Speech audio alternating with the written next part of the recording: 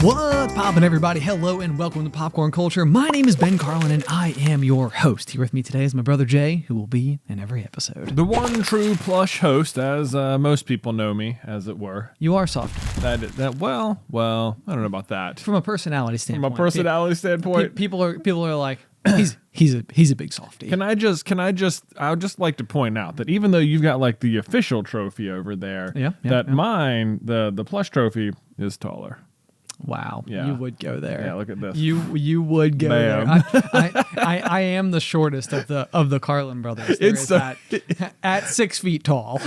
Yeah, and the difference is 6 feet, 6 feet, half an inch, and 6'1". Yep. But still, look, the thing about brothers is, and this is such a great example, is that the difference is basically negligible, but it is your responsibility as a brother with brothers to treat this difference as if it is as vast as possible. It's true. You know? It's true. Right? Like it is my sworn duty to make sure that you and Tyler know that I am the tallest one. Right. And for Tyler to make sure that you know that you're the shortest one.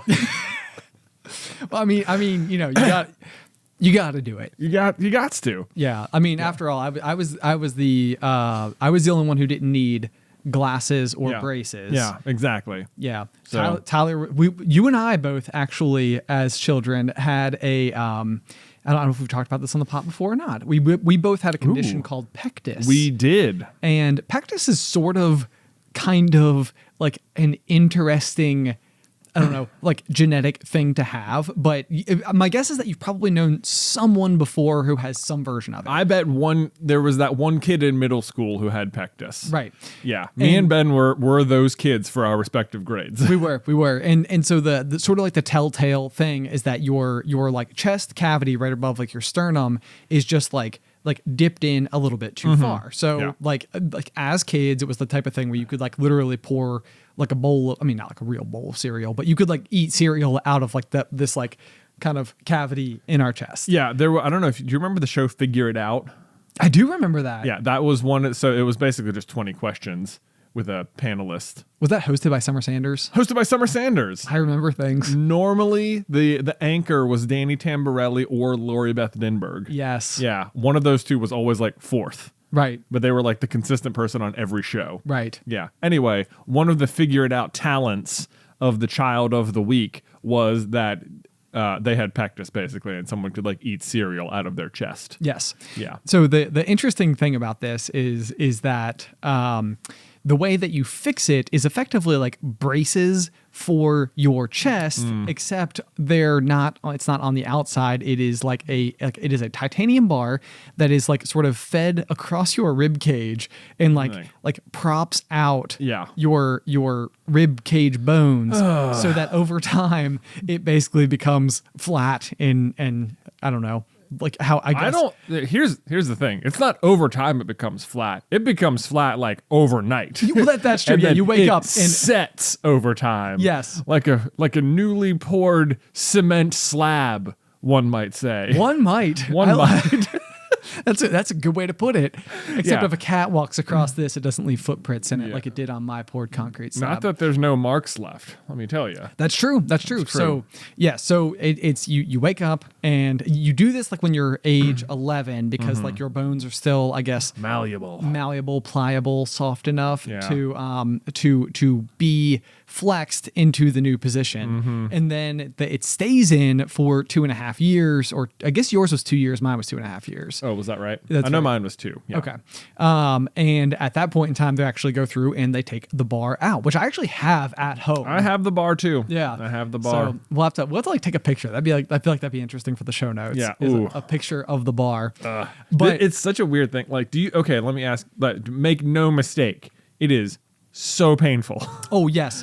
It is. I mean, it's one of these things where I feel like there are like a variety of different things where people have like these like pain scales where it's sort of like this is like bad. And it's like, I have to assume I've actually always felt like this maybe like prepared me for life in a way is that it was just so painful that you like experienced this amount of pain at a young enough age that like maybe things after the fact don't seem as bad. Yeah. Because that could be okay. I have got this memory, like, first of all, if I touch the incisions where they cut, it's still numb. it's still which not is a mine's the weird same thing. way. And sometimes when I cough, it feels like it's like catching. There's cough. Sometimes if I do like push-ups or like there will be things that even today, like if I breathe wrong, I feel like something will happen around my ribs and I'll be like, that's a surgery pain. Yep. Like, and it's like still from when I was 11. Yes. It's very weird. I'm like, it's been so long. Is it possible it's not that anymore and it's something else? I was like, it's always been that and it's always been this exact thing. Why would it be different? I feel like because it's been so long. I feel like it's got to be like scar tissue that's in there that is like being like tugged or pulled or stretched or something like that. And because everything you just listed are all of the same things. If I have like a really, really, really bad cough or like sneeze, that will usually cause it to like I remember twinge. at Boy Scout camp one year, we were doing like swimming or something. It was whilst I had the bar in, and someone fell in the lake in such a way that they like scraped their entire side along the corner, like the side of the dock as they went in. Oof. And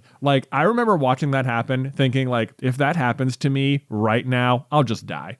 Like it will be so painful if that exact thing happens to me that I'll just die. No, that'll be it. it is so true. And so this was like one of those things because it was very interesting. So like if you were to, there were these cross pieces that like held it to your ribs. So like if you were to do like a yoga stretch, kind of like the Wii Fit trainer, you could see it. You could see the thing stick out. So like as a party trick in 6th grade, it was like ultimate party trick. Do you want to touch my bar? You want to touch it? You want to touch it? And so this was it.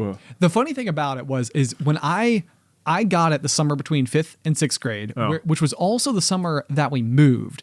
So there were like a lot of very interesting things that I feel like made me maybe stand out in a really like consistently odd and unique way as a new student. Because for one, I was like the new kid, and the new kid tends to have like a little bit of this like golden glow about them, I think, because it's sort of like you're different from people that we've seen before. So there was that. I was basically 2 months fresh out of the surgery, so it was definitely the type of thing that like still had like a daily impact on me. There was some question as to like whether or not like I'd be able to do like gym class. Oh, I remember that, because like I also had it between 5th and 6th grade, and that was when you were going to start having gym every day. Yep. And there was this like, just FYI, might not be able to do things like push-ups at the moment. Yes, yeah, and it was kind of like one of those things. Yeah, so it came out very quickly, and then of course there's also the party trick, which I think people just tended to find both kind of disgusting but also interesting at the same time. Exactly, you can't look away. Right, but then on top of that, this was like the year. So when I was in 6th grade is when 9/11 happened, and so we're at this new school, the whole whatever new kid got the bar on my chest, and when 9/11 happened, they turned on the news, which then revealed to my entire class that our dad is a TV newscaster. Right. So it was sort of just this like within like the first 2 weeks of school. Like, who is this like, kid? There is just interesting things oozing out of him. But it was definitely like it was such a double-edged sword because it did make contact hurt more. Like I feel like I remember that you were signed up to play like rec I was going to do football. like rec football. Yeah. I was like signed up to play and had gone as far we gotten like the helmet and shoulder pads and everything. Right. And then we had to have the surgery, and it was like, well, you definitely aren't doing any sort of contact sports for the next 2 years. So, right. Yeah. It's like, well, never mind. Sort of missed the boat. Who knows how different my entire life might be if I'd played football that season. It's true because who's to say? To this day, I think that you would have made a marvelous tight end. People tell me that. Yeah, I think that was what I was going to try and do, or what I don't know. My friends at the time told me I should be. Yeah. It would have worked. Yeah. It would have worked. We'll never know. But Never ended up playing any sort of official league football. Right, Yeah. right. Well, so I remember my horror story from this period of time was we, again, new neighborhood. We were like living, I think my grade had like 20 people that lived in our neighborhood. And so when it snowed, which is very fitting for right now because it just snowed this week. Just snowed. We would all go and sled on this one hill. And usually what sledding slowly descended into is what we called extreme sledding, which was basically everybody starts at the top and the goal is to knock everybody else off of their sleds. It's full contact sledding. Full contact sledding. Yeah. And it was like, I think it was all well and fine, but it was definitely one of those like activities where it like that phrase, it's all fun and games until someone gets hurt. It's like, it could not be more true. I actually have an example I want to tell about you after this one as well. Okay. I know you know the story, but so the thing was though, is that like, it was all good, but then I am at the bottom of the hill at one point in time and I'm like on my knees, like sort of just like looking back up the hill. And one of the kids who lived in the neighborhood did play football and he just comes and like spears me from behind. Like, from behind. From behind, wow. Full speed ahead. And so I'm like, this is my first winter with all these people. Like, again, it's like, I'm kind of like the new kid, all this stuff. And I remember like I came up and it was one of these things where it was like, it hurt so bad. I can't cry right now. It was like, don't cry. Don't cry. Don't cry. And I bawled, man. It was just like, it hurt. So it was like, there's nothing I could do about it. You got hit in the spine. Like, of course, yeah. Right, with a titanium bar across the front of me. Yeah. So it was just, it was very painful, but it was also like, that's it. I'm going to cry in front of 20 of my classmates right now. It's gonna happen, and there's nothing I can do about it. Fortunately, I feel like everybody was pretty. Got it. I think they were like, "Ooh, yeah, that was a mistake. That would be bad." So that same year we moved was over the summer. I think I had the bar out. Oh right, yes. And so I remember like I had recovered for the most part pretty good, but it was like one of the first week or gym. Yeah, I was also like new kid or whatever. I want to say we were playing something called like Carolina football in gym. Okay. It was basically like you could just continue to throw the football after you had thrown it the first time. So not really important. Anyway, somehow I landed being the quarterback. I have no idea how. Yeah, especially when you were meant to be a tight end. Exactly. But we were playing and our team scored and someone from the other team was like upset or angry. And I remember they came up and just like threw the ball as hard as they could, like just at me. And it hit me squarely in the chest. And like, honestly, it wouldn't have been that bad at all. Sure. Like it wasn't really, I think from their point of view, it's like, this is a way for me to be angry at this person and show aggression, but not actually hurt them, sort of like calculated thing. Right. But right. I of course, they of course had no way of knowing, but like it hits me and I'm like, oh my God. Like, and I remember like walking up and they're like, are you okay, man? Like everyone's sort of like doing math. Like it shouldn't have hurt that bad. I'm like, it's fine. I had chest surgery this summer. It's cool. Yeah. How many 8th graders say that? And I was like, yeah. And I remember like even the person who did it, like looking like, oh God, I'm so sorry, dude. Right. It's pure mortification. Like, oh, I didn't know. Like, right. It's good. You couldn't have known. It's totally fine. Yeah. It's totally fine. It's fine. Okay, the other story I was going to tell was about, this was recent-ish. It was probably in the past, like, I don't know, 7 years. That doesn't feel as recent as I thought it was going to in my head. But we were those above ground backyard pools. Do you know what I'm talking about? Yes. Yeah. So this was like one of these days where I think that there was a brew festival in town. I think, if I'm telling the story correctly. Oh yes, there was. So we all went out, like we're all out in the sun. And let me say this about brew festivals. It's like, I love the idea, but the execution is just like, it's just not there. It's like they give you too much and it's always hot and you're always, it's like a problem. I don't know, man. I enjoyed a lot of these like beer festivals we would go to. Do you not have this complaint then? I don't have this complaint. Okay. No, like too heavy of pours, not a complaint. I mean, certainly not at the time. I would have been like, this place is great. They just pour way too heavy. Like you're getting way more beer than you're paying for. It's fantastic. Maybe I'm just a lightweight, but anyway, so afterwards, it's like the scorching hot day and our friend Paul is like, hey, why don't we all go back to my house and we'll like cook out. And I have like one of those above ground pools that the previous owners of my house just like left. And it's like one of these ones that you would buy like at Walmart. It's like maybe like a 16-foot diameter circle. Yeah. And so we all get there and there's like a floating small basketball hoop and we basically play. And it was on. And it was on. It was like probably 7 like 24 to 28-year-old guys just like duking it out. Yeah. Trying to score. Where in a game where we weren't keeping score. There's no teams. There's no points. It's just you want to be the one to put the ball in the basket, and everyone else is going to do everything they can to stop you. Yes, and I that's remember, the game. It was like joy, like none other. I mean, it literally was just like the purity of like elementary school recess. Exactly. Manifested into adulthood. It's like everyone understands the game. So do we make any of the rules? No. Do we know the rules? Absolutely. Right, yeah. They're in our bones. Yes, it's innate. It's innate. It's a part of us. And so it was one of these things where I was like, I cannot believe how much fun I'm having. It's like there's nothing that is going to stop. Like I want to can we start a league or something? Let's do this every weekend. Let's go. Which by the way would never work. It's impossible to like rebottle the magic with stuff like this. You can't do it. Just got to have it be like a one-time thing. But it inevitably there was two skulls that collided. Yep. And yours was one of them. Mine was one of them. I think I had just stepped out of the pool for some reason. I think maybe it was like to go, like, I don't know, it's like to grab a drink or to eat or something like that. And I remember I look over and they're like, oh man. And you like come into the light because like the sun's setting and you just have blood pouring down the side of your face. Yeah. And it's like one of these situations where like when a kid falls and it's like, you don't know if they've decided if they're hurt yet. And it's kind of like the rule is almost like nobody say anything. Right. Like let them tell us if it hurt. Don't let us tell them that it hurt. Yeah. Does that make sense? Yeah. Don't coach them into being hurt. Exactly. Yeah. And so with this, like it was like, oh my God, I can't tell him how much blood is coming out of his face right now. Like it's too much. It's like this is bad. Yeah, it was a lot. I remember even at the time thinking like I must look kind of cool though. I'm not gonna lie to you, it was pretty Braveheart. It was pretty freaking. Because it was like coming down like my whole body, and I'm like coming out of the pool and stuff. But ultimately, I do still have the scar on my eye right there where it got where I got hit.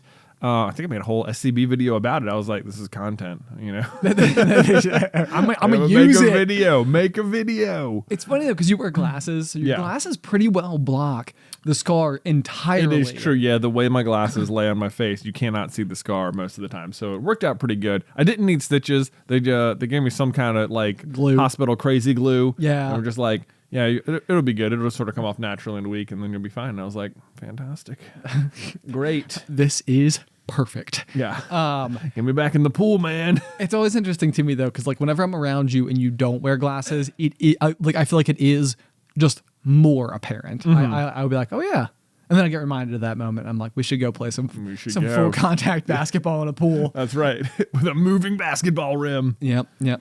Good times. Actually, this thought did occur to me the other day because I have had a lifelong desire for a backyard swimming pool, like a real one. Yeah. And this is something that like Alice and I bought land in 2021, and like it's one of these things where we're hoping to build on it sometime in the next, hopefully a few years or whatever. But I am like so absolutely determined to have a pool on this property. Yeah. Like it is like the thing where I am starting at pool first. And then from there we'll see if we have room left for faucets. Right. Or anything else, doors. Right. Like who even needs a house? We already have a house. This will just be the pool we go to. Yeah. I have a pool. It's a short drive from here up in the mountains. Yeah. But it's great. But so the thought that occurred to me though is there is the same concept that I know about the pool, which is that like for one, I will have it. It will happen at some point in my life. I'm manifesting it. Yeah. Throwback. And but I thought about it the other day because I was thinking about this exact same incident, and I was like, at some point in time, someone's going to get hurt in the pool. There's no like, doubt. Someone is going to get hurt in the pool. Yeah. Like it will. It's not like it. There's no way you would own a pool for 20 years and no one ever gets hurt. Right. Someone's going to slip on the side. Someone's going to get pushed in. Someone's going to go wonk off the diving board. Yep. It's going to happen. And you know what? I bet it's going to be me too. You think it's going to be you? Yeah. I think it is way more likely that it is going to be some collection of cousins. Yeah, that also makes sense. There are a bunch of us now. Yeah. Okay. Anyway, where was I going to go with this? Next thought. Transition! Okay, the reason that I wanted to transition, I'm sorry about that, is because you had said something in one of your comments about talking about like a child falling, and you said like don't coach them into them being hurt. Oh, right. Yes. Okay. So I like when you said that, I was like, oh, that is a perfect segue. And then we like walked right past it, and I was like, I got to get past. Got to get back. I got to circle back. The good news is the magic of editing and the word transition allows me to do anything I want to do. Nice. Anyway, so the question is, and this is something that I think I've been worried about as a new parent, is the idea of how to set healthy expectations. And I think that it's really come into focus for me lately because of the movie Encanto, which we've been talking about basically nonstop. It's so good. It's so good. But I feel like there is one of the huge themes of the movie is familial expectations. Right. It is sort of this like what is the standard that your family has set as like as a determined, I don't know, metric for success, good student, I don't know, capable athlete, like career, something. Exactly. Yeah. School you get into. Right. Yep. All the things. And so what I think is interesting about it is that the movie Encanto definitely talks a lot about these familial expectations from a negative perspective. Like the idea is almost like they have become like maybe a little bit problematic as time has gone on, to the point where the members of the family feel as though they can never quite achieve enough in order to feel secure in who they are. Right. Like, and they've all become like almost solely defined by their gifts. Exactly. Rather than like who they are without their gifts. Exactly. Yep. And so when I was thinking about this, because I know that having had Addison, I have definitely put a lot of thought into just like activities that I really hope at some point in time I will be able to do like with her. Yeah. And so one of those for me notably has always been this idea of having her go skiing or snowboarding, which is again very fitting because this weekend we're going skiing and snowboarding, and last weekend it snowed. So I think it really came like full like focus for me because I was really excited to like go out and like take my first picture with Addison in the snow. Right. Because I was like, this is, since Allie has been pregnant for whatever reason, it's been like one of like my biggest hopes for something I'll be able to do with my daughter. Okay. And so as I started thinking about this, and as we've been talking about Encanto and stuff, I'm like, is this bad? Am I already setting myself up for this world where I'm like, Addie, you will do this activity. Like, this, like, I'm looking forward to it. I want you to do it with me. My suspicion is that in the end, if I just bring genuine enthusiasm to something, if she sees me doing it, that in the same way that I feel like the relationship I had with our parents, which was that I tended to just gravitate towards the things they did. Maybe hopefully that will make it something that she will be eager or excited to do. Yes. I think the trick with stuff like this, and you know, I can only speak for 4 years worth of experience here. Sure. Yeah. Myself, but I think it's like the goal, or my goal, is to try and like expose my kids to lots of different things that they could be interested in, including and maybe even putting emphasis on things that I personally want them to be interested in. Sure. But also understanding that if they're simply not interested, then that is also okay. And to more make like have a much more concentrated effort on like celebrating people's passions and interests, whatever they happen to be. So like I am not particularly like artistic or anything. Sure. Like, you know, drawing or painting or, you know, something like that. But if it comes to pass, and like neither is Beth, but if it comes to pass or something that Luke comes home and it just turns out like, oh my gosh, he's just got like such a knack for it. He's such a good artist. Like, you know, I'm not going to be like, that's fantastic, but also could maybe we should try focusing like a little bit more on some like sports or something, or, you know, like, oh, sure. You know, whatever it is. I think that's my goal, is to like not necessarily like try and like control what their interest will be, but just celebrate whatever that happens to be.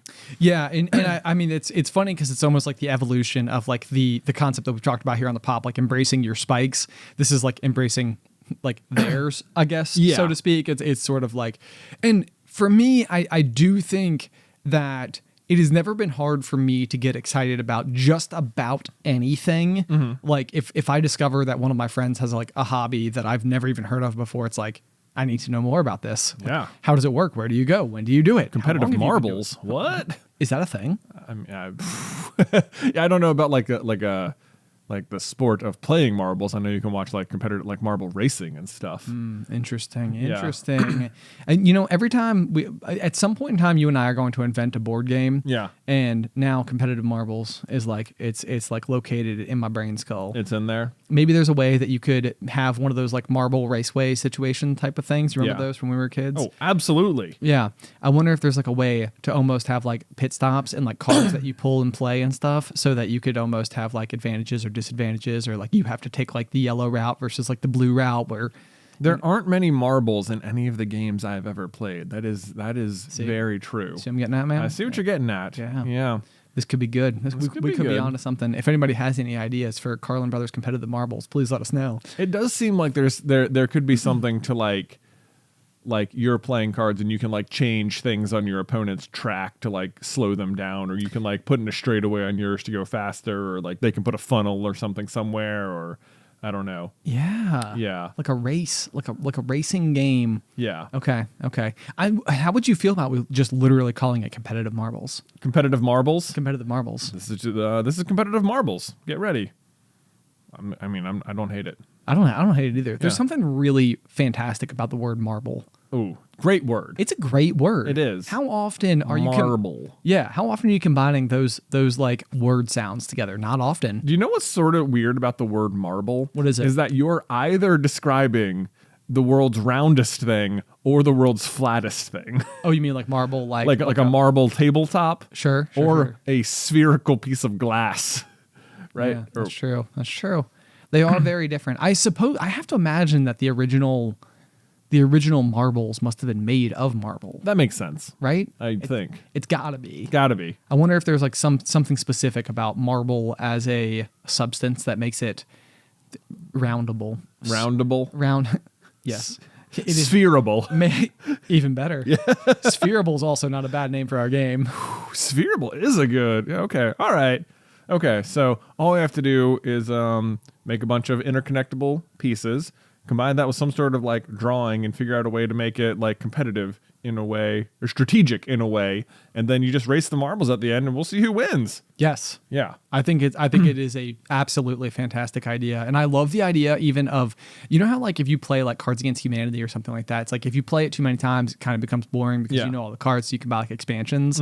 This feels like a very expandable type It of does game. feel very expandable. Because it's sort of like, ooh, have you gotten like the loop-de-loop, or you know what I mean? Yeah. 100%. Hashtag competitive marbles. Hashtag competitive marbles. Okay, this is a perfect segue into a Carlin Brothers game that already does exist that also pairs very nicely with the newest exclusive merch offering for Q1 of 2022. Oh, do tell. Are you excited about I'm this? excited. Yes. I can't even tell you how excited I am about this one. This is going to be neat. So, we are working with a company called King's Wild Project to develop a custom set of popcorn culture playing cards. Yes. Like extremely premium quality playing cards. Yes. And they are like, I almost have to insist that you go to the website of the company that we're working with and just see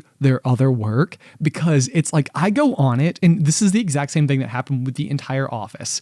Like everybody pulled it up and they're like, well, I want to buy this one. I know. Everyone's like, well, now I'm buying cards. I know. Yeah. It's like, how could it be? How could it be? Dude, if there is a single thing, if there's like an Instagram made me buy it sort of thing, man, whenever one of these like custom card deck things comes up, it sucks me in so bad. I know. Sucks me in so bad. I have definitely made those purchases before. Yeah. But for the exclusive merch offering, what it's going to be, the entire deck is customizable. So like, it's going to be the backs, the faces, like anything you can think of, every detail of the cards will be popcorn culture-ified. Exactly. And they're going to be awesome. In addition, so that's at the $25 tier. Again, patreon.com/popcorn culture. And these will be anytime if you sign up between now and March 31st, so Q1 of 2022. But the other extremely cool thing that I'm super stoked about, if you're not quite in the position to spring for the $25 tier, there is also this amazing opportunity that we have at the $10 tier as a this almost goes back to like the person cards where it's like a one-time promotional offer. What is the word I'm looking for? Special here? offer. A special offer. Yeah. Thank you for that. So if you sign up at the $10 tier, or if you're already a patron at the $10 tier, we will actually be getting uncut sheets of the decks of cards. Yeah. So it's like a poster of the entire deck of cards, like as if they never put it through the cutting machine. Yeah. And we'll be signing those. And that is basically if you sign up at the $10 tier anytime between now and again March 31st. And If you're already there or the $25 tier, then you'll just already be getting it. yeah, and if you bump up to the $25 tier, the exclusive merch members will be getting both 2 decks of the exclusive Popcorn Culture cards and the uncut sheet. Yes. So amazingly cool, and we are not sponsored by King's Wild Project, but like I was actually introduced to them by a Super Carlin Brothers patron named Hunter. Yes. And I was like, these are so special. They are so unique. And so I lobbed out an email to them and was like, would you guys want to like collaborate? Like it almost felt like going up to someone's house and like knocking on the door and be like, you want to come out and play? Yeah. but like as if there was no plans to do so whatsoever. And I was so stoked when they came back. They're like, this sounds awesome. And I was like, Yay. awesome. So anyway, again, patreon.com/popcorn culture. It's in the show notes. It's in all the places. We appreciate the support. Yes. Can't wait to see the decks. Now, you said there was an existing Super Carlin Brothers game. That's well, I suppose that is what I meant. Is Okay. Maybe not a Super Carlin Brothers game, but a game that already exists, which is a deck of cards. Which is a deck of cards, which is so many games in one. It really is. Yeah. I mean, it's a limitless supply of things to do. Let me ask you this. Okay. In school, it's the week of exams. Oh yeah. Right? Yep.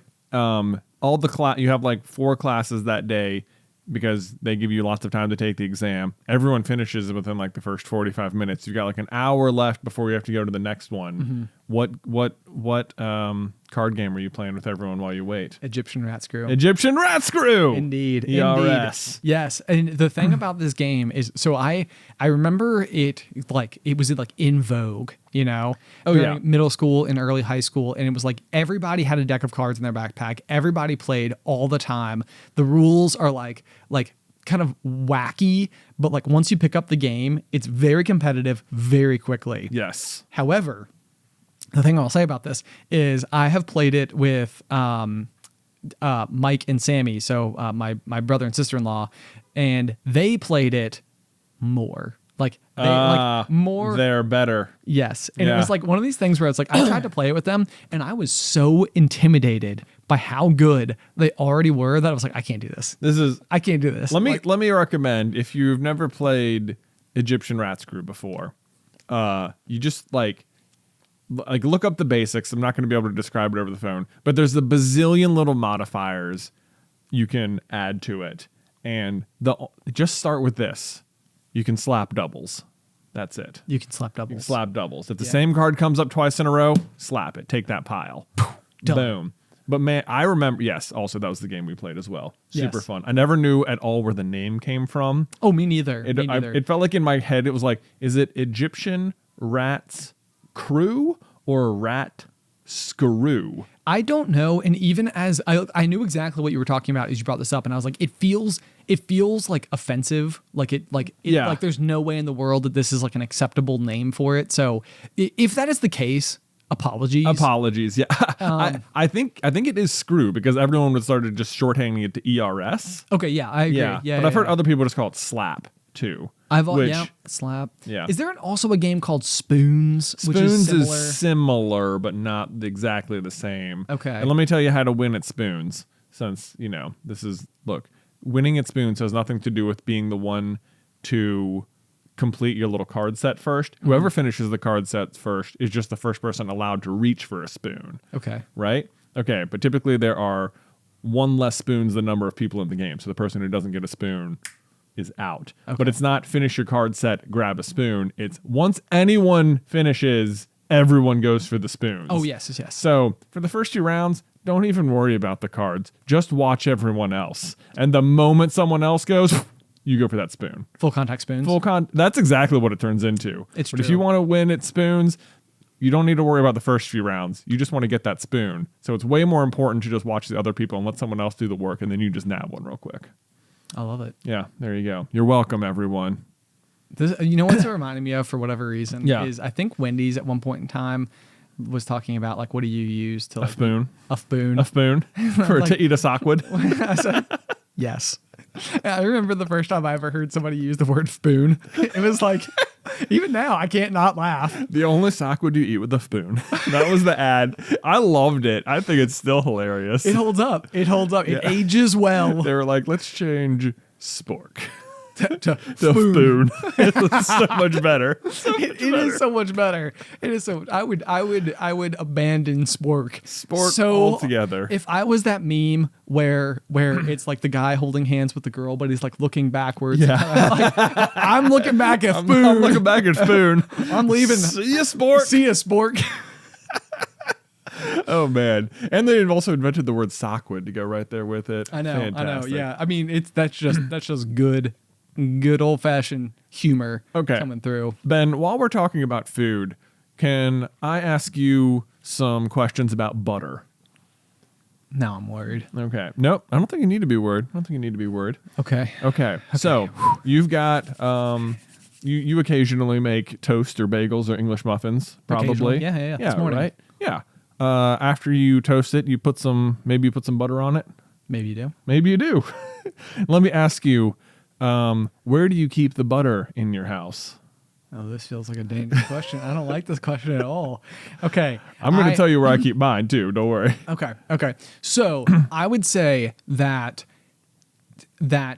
before we renovated our kitchen, that there was we had like a butter dish, like with a lid, and the butter just sat out all the time. And because of this, it meant that it was like pretty much room temperature. It was like the exact right consistency for spreading. I don't know if there's like something non-safe about having, because it's sold in a refrigerated section. Yeah. And I don't know if that's just like to keep it solid or why they do that. Maybe that's all it is. But yes, so I would say that has always been the case. But since we have renovated the kitchen, Alice has absolutely taken that approach that like realtors will advise you on if you're trying to like sell your house, which is like take everything off the counters. Like if you have like appliances sitting out, coffee pots, like, you know, containers that have flour or whatever the case is, like take all of it off. They want like wide open spaces. Yeah. That is how we live. Yeah. Like Alice will not let something live on the counter. Okay. That's totally fine. The point is, for a while, you believed it completely acceptable to leave the butter out on the counter. That is correct. Right. That is okay. That's exactly what we do. Okay. The butter is just sitting next to the toaster at all times. Okay. It's got like a lid. Yeah. Mine had a lid. But it just sits at room temperature. It's not refrigerated. You know, we take it out of the fridge initially to put it in the butter dish. Right. And then you store the rest of the butter. We store in the rest of the fridge. butter in the fridge. Then you put it on the butter dish, and it does not need to continue to be refrigerated. It will just become perfect spreadable consistency, and then you never have to worry about it. You never have the thing where you're like trying to hammer through cold butter and spread it on soon to be ripped toast. This is the exact thing, is that, yeah, like I feel like the most obvious and immediate application that I know for butter is spreading it on toast. And I feel like if it is really cold butter, then Impossible.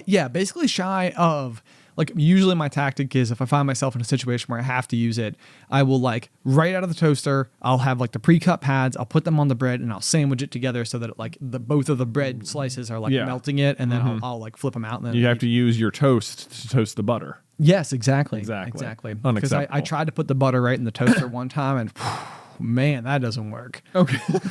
I'm just kidding. Pull the butter. Yeah. Butter melts so fast too. It does. Anyway, so I bring this up because Beth has been fed like ad after ad, or I guess she follows a bunch of different like influencer people who were talking about this product called a butter bell, which is it's some sort of appliance where you put the butter in it and then you also put like water in the bottom, and its whole selling point is like this makes the butter like spreadable at all times. And I'm like, this feels like the dumbest product I've ever heard of, because all you have to do to make the butter spreadable at all times is leave it out.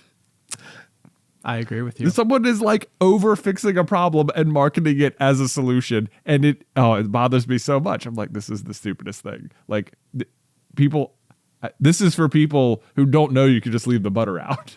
This is very interesting. And my guess is that people the world over, as they're listening to this episode, are wildly divided. I'm sure people are like, you leave your butter on the table? Yeah.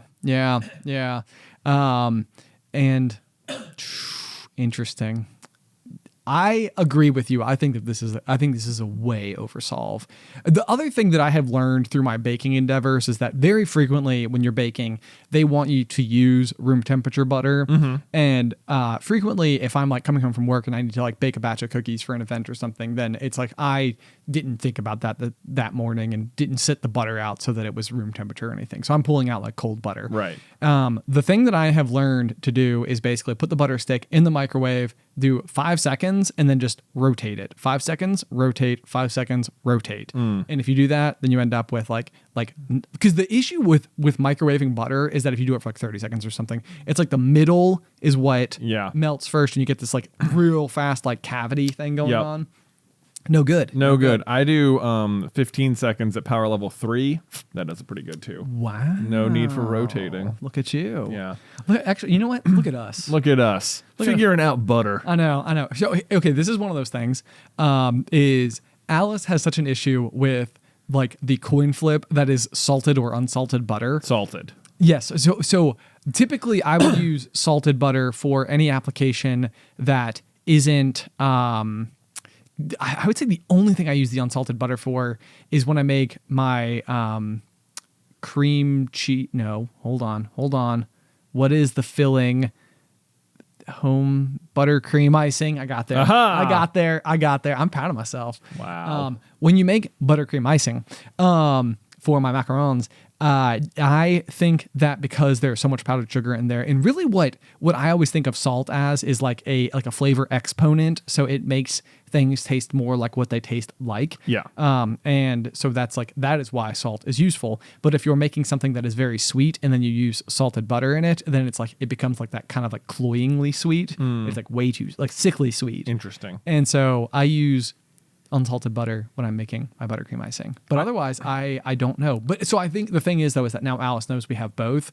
So whenever she grocery shops, she almost always buys unsalted butter because she thinks she's always like, I know it's one or the other. And every time she flips the coin, it always comes back on salted butter. Oh, that's interesting. Yeah. I think for just general spreading purposes, salted just tastes better. Yeah. I think, unless you have a specific baking situation which calls for unsalted butter, I would just go salted myself. I have 8 sticks of unsalted. Wow. In my you have to right just now. Like power through that. I mean, you got to make a lot of buttercream. I know. Like I need it. What I really need to do is find an application that isn't putting them on the macarons, because the macarons take flipping ever to make. It's like 3 hours. So I need something that's like quick, easy, and then just like sugar cookies and then just spread the icing on top. Boom, done. Boom. Yeah. The other thing, okay, this is something I'm excited about if we want to like slightly shift gears but stay in the same department, is baking cakes for Addison's birthdays. Ooh. It's like I'm like very excited about this. Oh, okay. You like but are you going to just be like baking them, or are you going to be like cake bossing them and doing like crazy decorations or something? My guess is that interesting question. Like I have made like one of these like cosmic cakes before, where you have like a mixture of different it's like a black icing, a purple, a blue, a light blue, like whatever, and then like kind of like white that gets like flaked in there, and then what you end up with is this very like starry night sky looking like kind of like a glass cake. Cool. It's very, very pretty. So I feel like that's probably more my wheelhouse. I gotcha. Is making like very, very, very pretty but unique like small cakes. Gotcha. But the thing that I've always really wanted to do is the one where you take the cake and you roll it in sprinkles and just like the whole sides, the whole top, the whole everything. Like you can't see any icing. The whole Just thing sprinkles. Just sprinkles. Nice. So I think I'm gonna try to do that for her first birthday. Awesome. That's my game plan. Are you gonna do like the cake smash, like chocolate thing? Maybe. Yeah. Maybe and probably is Yeah. my guess. Yeah, I feel like, but you know what's funny about this? We talked about how I used to look forward to my birthday like way too far in advance, Yeah. and now I'm looking forward to Addie's, and it's like Right. 9 months from now. You know? It's a ways out. It's okay. It's gonna be fun. It will be fun. First birthday, very fun times. I know that's exciting stuff. Yeah. I feel like there is a whole new perspective that I have on parenting. Like, I mean, obviously now that I am one. Yeah, that jar one. For one, it's the coolest thing ever. Like I feel like it is one of these things where I don't know if this is the case or not. Like if there is actually any statistical data that would suggest that like millennials are having fewer kids. I think that's true, but I don't know. Okay. Everyone I know has kids, so it doesn't feel like it. I know. It's one of those Yeah. where it's like your immediate surroundings are not entirely indicative of like the statistics as a whole. But it feels like that idea of the dink lifestyle, the dual income, no kids, Yeah. like travel, that whole like style of life and stuff. It's like, I'm like, you guys have just never had kids. Like, Yeah, it's like that's exactly what it is. It's like they are so fun. It is like the coolest thing.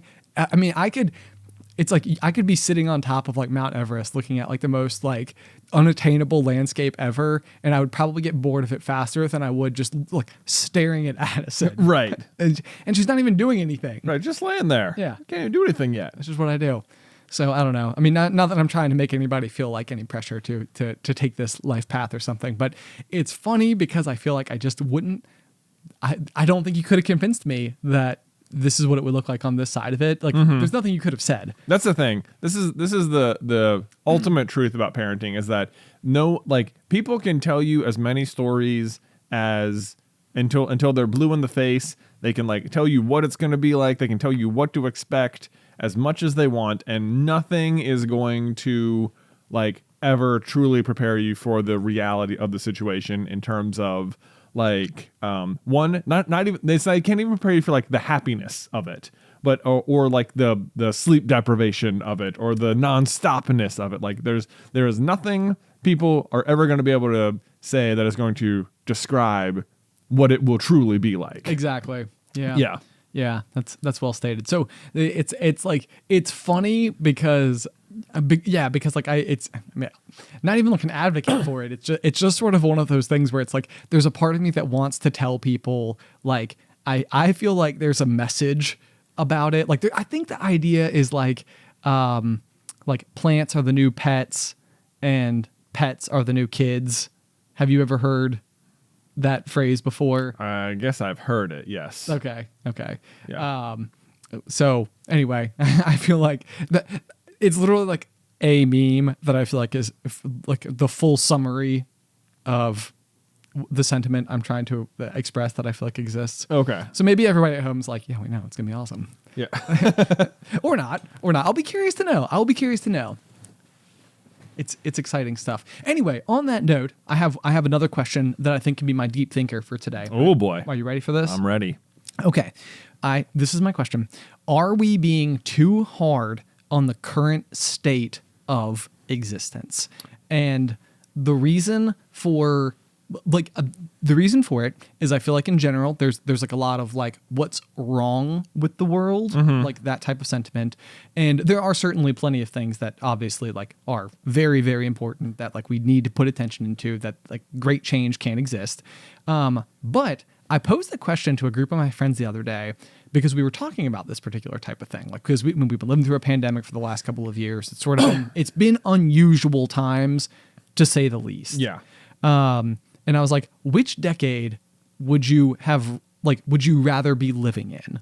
And it was interesting to me as people attempted to peel back the layers of the past century, or maybe even to like the year 1900, where it's like, where you could really make the argument that it would be better to live then. No, it would never be better to live in the past. Right. Yeah, exactly. Yeah. So, I mean, it was, I guess like, yeah, like if you were born in like 1900, then it's like you're facing like World War I as like a very real part Right. of like your adolescence. You're young also adulthood. dealing with way less like medical advancement, like year by year as you go back in time. Yes. You know, Right. like your odds of just surviving life without whatever else is happening is worse. Right. Yeah. Yeah. But and so that being said, like that is very true. Yeah. But of course, there's also the possibility that any year that you're existing in the present, you feel as though medicine is as advanced as it can or will be, maybe in some capacity. So, you know, if you're alive and you're 18 years old in 1918, then you're probably not dwelling on, well, what will medicine be like 100 years from now? So I think that the basis of the question for me was almost sort of like going through and looking at like what you may have faced during any of these decades for the past 122 years. And so, I mean, like, as you just go through history, yeah, you've got like World War I, you have like the Great Depression, you have World War II. There is like a small grace period, I guess, in there. Although I guess the Cold War is You have going like Cold on. War, you have like Vietnam, you have like Korea. Yep. Yeah. And then, yeah, it's like as you progress through all of these things, it's interesting to think about what we're facing in like the today terms, like, I don't know, wearing a mask, for example, compared to like having like a bomb drill or something, Right. You know, as an elementary school student in the 60s. Like, do you follow? Yeah. Okay. I follow. But you would unequivocally say now is the now. Yes. Now is the now. Okay. So then my next question there is like, is there a way for us to be like almost more excited? Like, do you feel like there could be a sentiment that's like just around the corner where it's like we're just like glad? I am excited. Yeah. Yeah. Yeah. I think I know what you're getting at. Like, people like are loud and angry on social media all the time. Sure. And yeah, there's the pandemic, and that sucks, and it's bad. Right. And I don't like it either. It's the worst. Yeah. But in general, I just like, I don't know. I'm not, yeah, I think I am excited. I think things do tend to improve over time. And even though things are not necessarily always the best, like it's, you know, it comes down to like that, like, what's that parenting term? Like the days are long and the years are fast or something. The days are long and the years are short. Yeah. The days are long and the years are short. It's kind of like that. It's like, you might be going through like long days right now, but in the grand scheme of things, the years are fast. And I think it's still more optimistic looking forward. I'm not like, I know people like to like be up in arms about everything, but like people are always up in arms about everything. You could go back to any point in time and people are going to be as up in arms about stuff as they are right now. Right. You might not be as exposed to it via like social media, and it might be like feel louder right now, but it's going to have felt loud then based on the kind of channels you had to communicate then. And I think like, are we too hard? I would say people are probably as hard on the time on, I don't know, social change and all of the different things now as they always have been. It's just the things you focus on are new things because you've successfully caused change in the past. In the past, sure.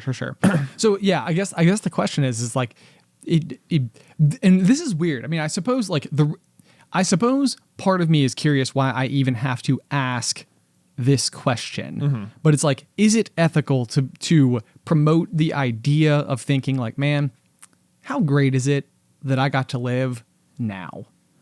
You know, like, why would that be unethical? That is like the question that I would be curious to ask or to get like to the bottom of that for some reason I do question whether or not that would be like a promotable idea, like as if it may be turning a blind eye to a potential other problem, if that makes sense.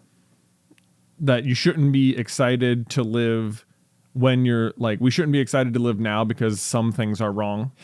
Yes. And I think that what I'm attempting to say is not that necessarily that's like my sentiment towards the world, but I feel like this is a sentiment that maybe could like be very helpful on the whole, because I do feel like it ends up being the case that the what is the forest for the trees? What is the Yeah, like you can't see the forest for the trees. Yeah. Yeah. Okay. And it almost feels like you're out in a nice, sunny, beautiful meadow with the gentle breeze rolling across and everything, but there's like one dark cloud over you, you know? And it's like, because there's like that one dark cloud, you're like, everything's the worst. And it's like, no, like just look like anywhere else. Yeah. And you'll see like so much good. Like Right. there's so much to be happy about. Like look at the gentle breeze over there. You can find ways to be unhappy about anything you want, and if you do, I just feel sorry for you, because it's just like, I don't know. Like I think if you find that it's impossible to be happy because some things are going wrong, then I genuinely feel sorry for you, because I'm sure it's a really difficult thing for you to overcome. But I think it is perfectly. I mean, like I'm excited about the now. Oh yeah. I mean, sometimes I feel like you are unaware of how much of an anomaly you are. Perhaps. Like, because I feel like you've always been someone who has been, like very, very like, even content doesn't feel. It's like the most elevated version of content that there can be. It's like you're very like yes, like I have the things that I need. I have the things that I want. I'm very like you almost seem like you've been very like somehow insulated from a lot of the like rat race types of like things that maybe have like infiltrated a lot of the minds of other people. You see, I don't like the phrasing of insulated personally. I feel like it's that I am able to just shed things that I don't consider to be of tremendous concern. Right. Yes. I suppose. And I mean, but that's a skill. I guess so. That's something like you're, and again, this is why I don't know why I struggle so bad with this particular analogy, but it seems like you see the forest. You appreciate the forest. You are not getting caught looking at the trees. Right. Yeah. Like Yeah. I can see the entire forest. I'm not like, there's a lot of. Yeah, I think. Yeah, right. I think that's how it works. Right. It's like I think the idea is that you're not seeing the grandness of the forest because you are focused in on the single tree in front of you. Right. That is how I'm going to interpret that. If I'm wrong, I'll just. I understand what you mean. Someone will have to explain it to Yeah. me. We've talked about it so much that I feel like people they get where I'm. they smell what I'm standing in. Yeah. So to speak. Okay.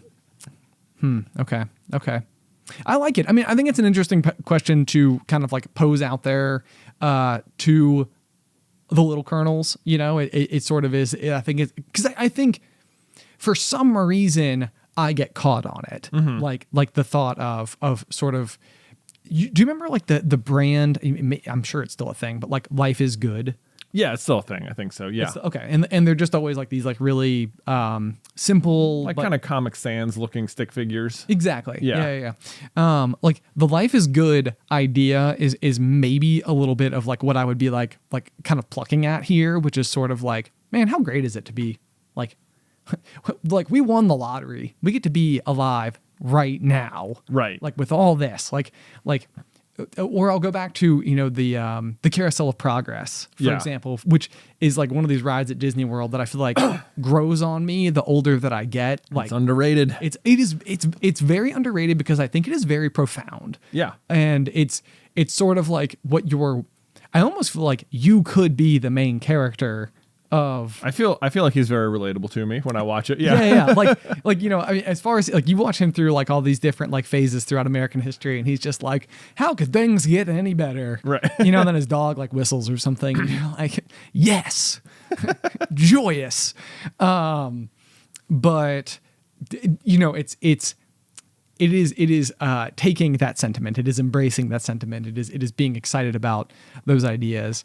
I've given this example before when we've been talking out in the office with the rest of our crew, but I remember like when I got my dog Luna back in like 2014, I think she was like just the worst dog ever. You know, Yeah. I mean, she was like if you could possibly think of anything that you might need to Google, like how to get my dog to stop doing blank. She was a force of nature. It was all of them. It was all of the things. And she wasn't like cuddly or loving or wanted like pets or anything. But I remember that like one of the biggest pieces of advice that I stumbled across was like not trying to train them not to do bad dog behaviors, but promoting them to do good dog behaviors. Because being a good dog might mean going to your place, like, which might be like the dog bed or something. Meaning, like, if somebody comes into the house, instead of trying to get them to not do a whole bunch of bad behaviors like running over or barking or jumping or, anything like that, it's just like go to a spot, like promote the good. Right. And in doing that, it's like, and you can promote a small handful of good behaviors that is so much smaller and easier to like give firm attention to than it is to say, like, don't chew the leg of that chair, don't chew my boot, don't chew the TV remote, don't chew the arm of the couch. Like, do you see what I mean? It's like, absolutely. Yeah. I mean, I think this is I find like similar things crop up in parenting a lot. Like, I mean, I'm at some point, I'm sure Addison will do things that annoy you. I'm sure it hasn't happened yet. It has not. It has not happened no. yet. But someday something's gonna happen, and they will like you're gonna have to like start, try to like get certain behaviors under control or whatever. And yeah, it's like you can, if you like yell every time your kid does something that you don't want. Like, one, what they really want is attention.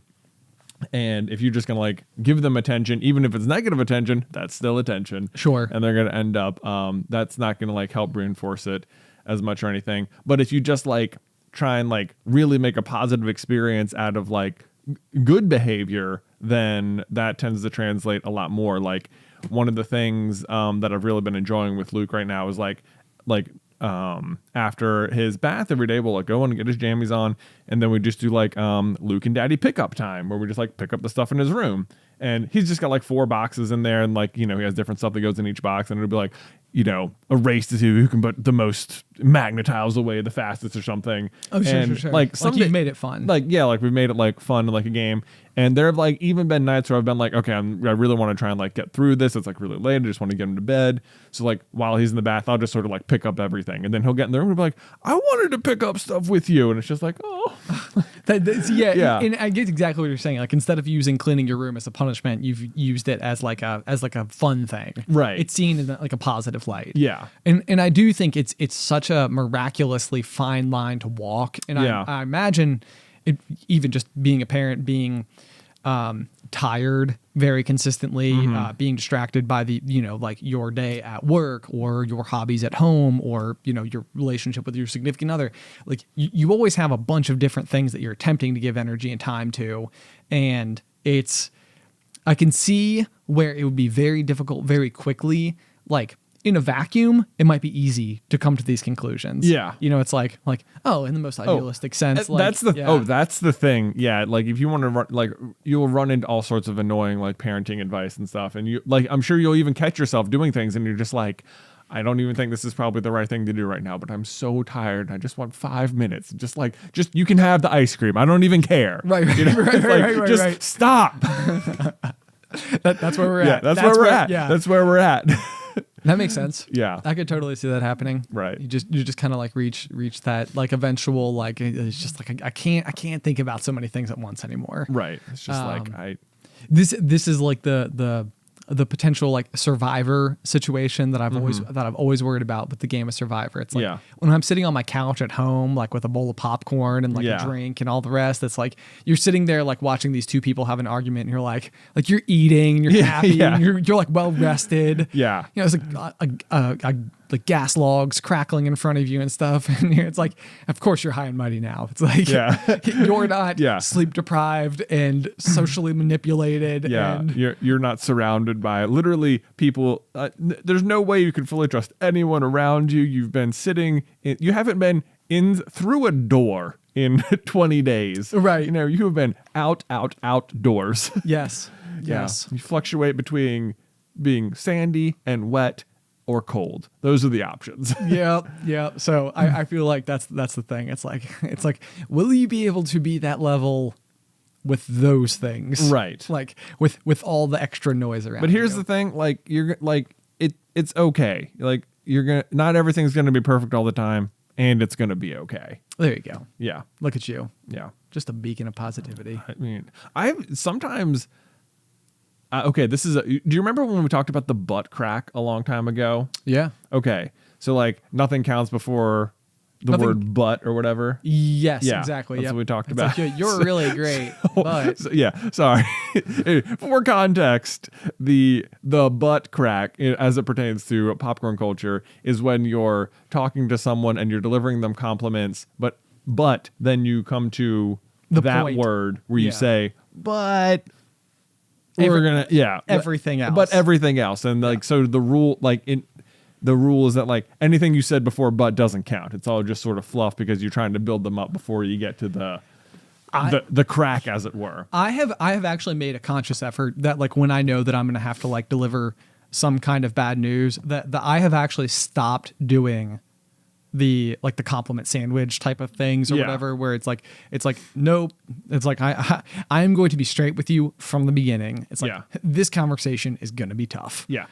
So this is one trick I have been trying to employ whenever I feel like that situation coming up. Okay. Is just replacing the word but with the word and. Oh, interesting. Okay. Yeah. Okay. So it's not like all of these things except blah, blah, blah. It's just like all of these things and all of these things. You're really great, and you're annoying me right now. Right. I see what you're saying. See what I mean? I do think it's better. I do think it's better. Yeah. I do think it's better. I really I saw this. I think it was just like on one of the like random like motivational text posts on Instagram, and I've like been trying it out, and I like really like it a lot more than the but. Okay. As it were. You're an and guy. I'm an and man. Oh my gosh, let's close it out right there, people. All right. Thank you so much for tuning into this week's episode of The Pop. If you have any feedback for us across any of the various conversations that we had today, you can email that over to popcornculturepod@gmail.com. We are also on Twitter and Reddit, where the conversation is always alive and well. Also, if you would like to get in on the new exclusive merch option for our Patreon Q1 2022, which is going to be 2 sets of the gorgeous new playing cards and an uncut sheet of playing cards, or if you just want to sign up at that $10 level, you will just get the uncut sheet. You can do that up until March 31st. That's available at patreon.com/popcornculture. Otherwise, until next time. Pop, pop.